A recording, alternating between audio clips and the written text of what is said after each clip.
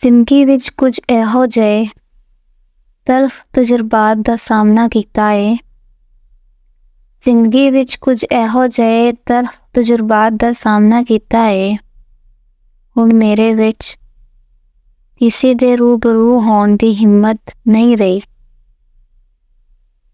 ਮੇਰੇ ਕਮਰੇ ਵਿੱਚ ਤਾਹਯਾਤ ਅੰਧੇਰੇ ਨੇ ਬਸੇਰਾ ਕੀਤਾ ਏ। ਰੋਸ਼ਨੀਆਂ ਜਾਂਦੀਆਂ ਨੇ, ਮੇਰੀ ਉਹਨਾਂ ਦੇ ਨਾਲ ਨਹੀਂ ਬਣਦੀ।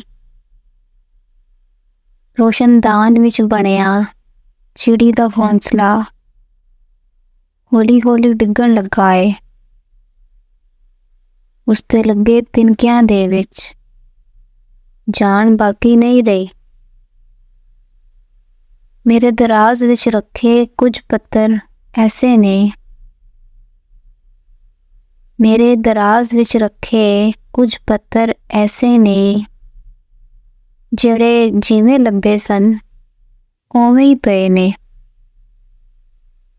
ਉਹਨਾਂ 'ਤੇ ਭੇਜਣ ਵਾਲੇ ਦਾ ਪਤਾ ਨਹੀਂ ਲਿਖਿਆ ਤੇ ਮੈਂ ਆਪਣੀ ਯਾਦਾਸ਼ਤ ਖੜਾ ਬੈਠੀ ਹਾਂ। ਮੈਨੂੰ ਫੁੱਲ ਭੇਜਿਆ ਕਰੋ ਤਾਂ ਕਿ ਮੈਂ ਖੁਸ਼ਬੂਆਂ ਦੀ ਪਹਿਚਾਨ ਕਰ ਸਕਾਂ। ਮੈਨੂੰ ਫੁੱਲ ਭੇਜਿਆ ਕਰੋ ਤਾਂ ਕਿ ਮੈਂ ਖੁਸ਼ਬੂਆਂ ਦੀ ਪਹਿਚਾਨ ਕਰ ਸਕਾਂ।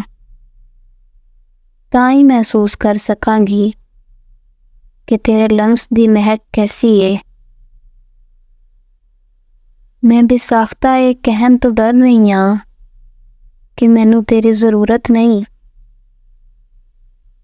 ਮੈਂ ਬੇਸਾਖਤਾ ਇਹ ਕਹਿਣ ਤੋਂ ਡਰ ਰਹੀ ਹਾਂ ਕਿ ਮੈਨੂੰ ਤੇਰੀ ਜ਼ਰੂਰਤ ਨਹੀਂ, ਪਰ ਤੇਰਾ ਸੰਗ ਲੱਭ ਜਾਏ ਤੇ ਮੇਰਾ ਆਜ਼ਰਦਾ ਹੋਣ ਦਾ ਅਹਿਸਾਸ ਮਿਟ ਜਾਵੇਗਾ।